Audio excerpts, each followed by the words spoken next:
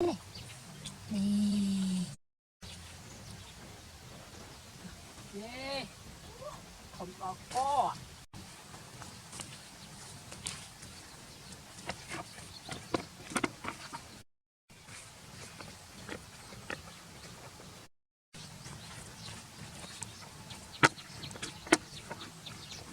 mắc cái một cái tết rồi lẹo bên luôn ăn cái một cái tết cái tiếc cái tiếc một cái tết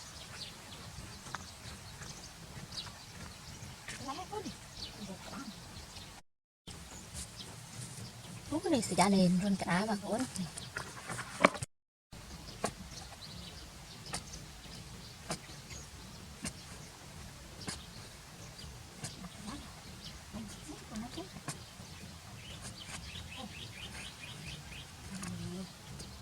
Dán này nè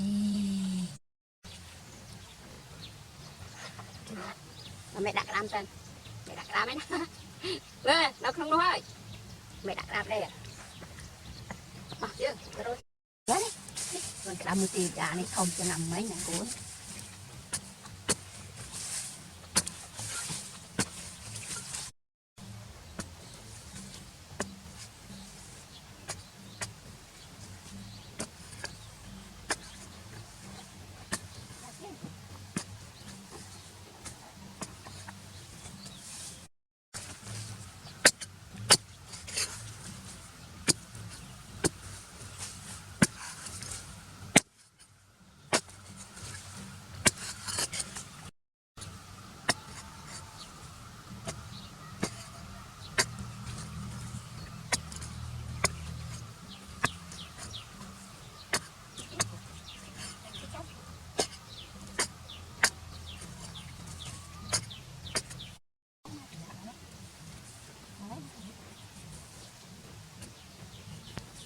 là rồi cái học này đấy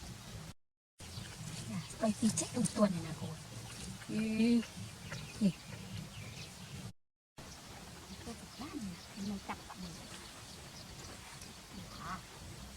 kẹp ơi này kẹp không có con ra này Yeah. Không có co. không có con này trời bắt nan này nhà có làm này lúc như thế hết làm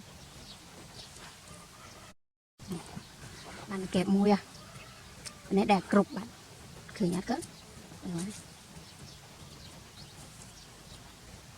nè tay dương bạn hay mặc tiếp đẹp cục à mặc dương